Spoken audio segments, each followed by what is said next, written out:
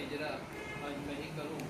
मुझे बहुत कमतरफी का एहसास होता है जब मैं आपके बीच खड़ा होता हूं, क्योंकि उर्दू ज़बान से मोहब्बत तो है लेकिन महरूमियत रही, क्योंकि मैं शुरू से बचपन से ही मेरे वालिदैन ने इंग्लिश मीडियम स्कूल में पढ़ाया और ऐसा सोबत रहा कि मैं उर्दू दा को उर्दू को चूँकि इतना मैं पसंद करता था, उर्दू ज़बान से इतना लगाव था, शायद इसलिए अल्लाह ने इस मौके को यहाँ मेरे यहाँ इंतज़ाम किया कि जाओ उर्दू दा के बीच में तुम्हें भी मौका मिले रहने का। तो कहते हैं जिससे इश्क होता है तो वो आशिक जो है वो आ ही जाता है करीब। तो मेरे साथ भी ऐसे ही मामला है और मैं नाराज़ हूँ हमारे रईस आदम हैदी साहब से कि इतने कीमती लोग यहाँ मौजूद हैं और एक दो एसी यहाँ मौजूद है। इस गर्मी में पसीजने वाली गर्मी है और ये कीमती लोगों के लिए मेरा ख्याल है कि कुछ नहीं है। अगर 500,000 रुपया बिल एक्स्ट्रा आएगा तो क्या है, लेकिन कम से कम इन लोग के लिए इस काबिल है ये लोग कि इनको एसी में इनको रखा जाए कि बैठने आप फौरन इसको दरवाज़ा को बंद कीजिए, एसी को चलाइए। और बहुत मुझे शर्मिंदा हूँ, मैं बहुत शर्मिंदा हूँ कि ये रहते हुए सहूलत रईस आज़म साहब आप लोगों को पसीजने वाली गर्मी में बैठा कर रखा है। हम लोग असल में आदी हो गए हैं ना इस तरह से।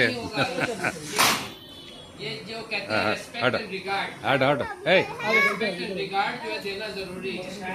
आज इतने मशहूर मारूफ शायर हिंदुस्तान यानी नेशनल इंटरनेशनल लेवल के हलीम साबिर साहब की किताब इश्रा हो रही और उसमें जो है आप जो है एसी नहीं चला रहे हैं, ये तो बहुत गुस्ताखी है।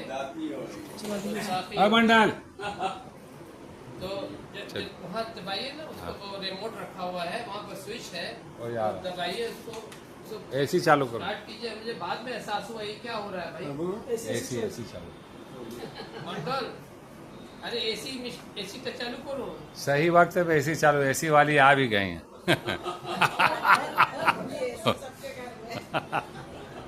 नहीं, मुझे बहुत एहसास हुआ इस बात का, मैं आप लोगों से शर्मिंदा हूँ, माफी चाहता हूँ। चलिए कोई बात।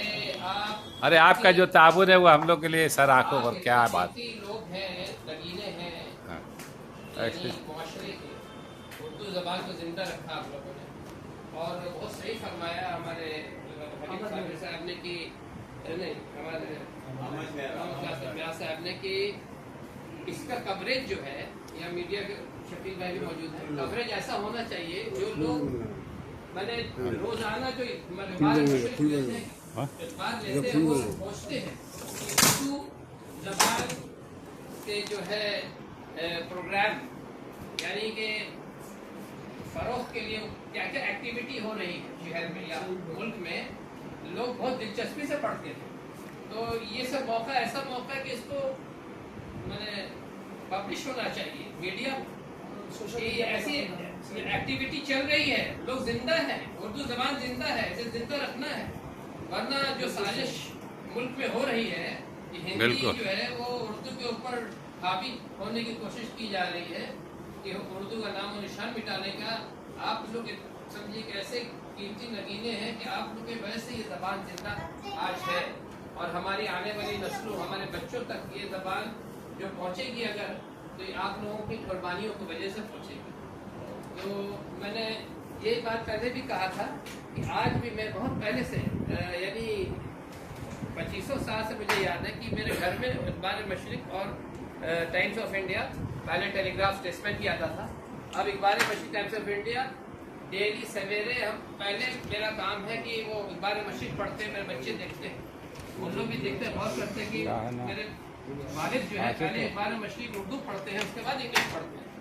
तो उनको भी हमने ये आदत लगा रहे हैं कि भाई तुम पहले मादरी ज़बान पढ़ो, हेडलाइंस पढ़ो कम से कम, और उसके बाद इंग्लिश बात पढ़ो, क्योंकि ये तुम्हारी मादरी ज़बान है।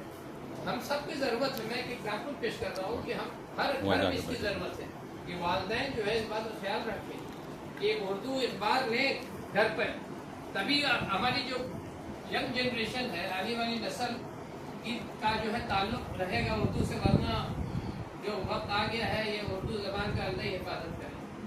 तो ये मेरा कहना है कि माँ की ममता के ऊपर बैठकर बहुत अच्छा लगा कि माँ की ममता की एक मिसाल दे रहा हूँ मैं, अपना मिसाल कि मेरी माँ तो गुजर गई बहुत पहले, मेरी हकीकी माँ। तो मेरी माँ जो थी, मेरी फूफी, उन्होंने हमको पूसा पाला, वही मेरी माँ। जब तक वो हयात से थी, मेरे बड़े भाई, मेरी बहनें सब अमेरिका, कहाँ यूरोप, सब जगह गए। मैं यहाँ से जा नहीं पाया, जबकि मेरा पासपोर्ट सब कुछ था। माँ बोलती थी नहीं बेटा तुम नहीं जा सकते हमको छोड़ के। तो हमने कुर्बान कर दिया, कुर्बानी दे दी। हमने कहा कि तरस गए, लोग बोलते रह गए तुम कैसे आदमी, सारे लोग आ रहे हैं, तुम सब कोई आ रहा है, भाई तुम क्यों नहीं आते? हमने कि नहीं, जब तक ये मेरी माँ जिंदा है, वो नहीं चाहती है, तो हम नहीं जाएंगे।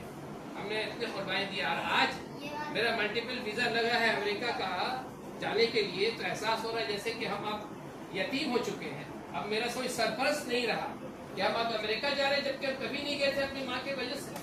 तो माँ का दर्जा और माँ की ममता, उसकी बात ही मिसाली कुछ और है। तो मैं बहुत खलील साबिर साहब का बहुत शुक्रगुजार हूँ कि उन्होंने इस मौजू पर एक किताब लिखा है, और इसको मैं घर पर भी पढ़ाऊँगा, सबको, बच्चों को भी पढ़ के सुनाऊँगा कि माँ की ममता को इजहार उन्होंने किस तरह से किया है।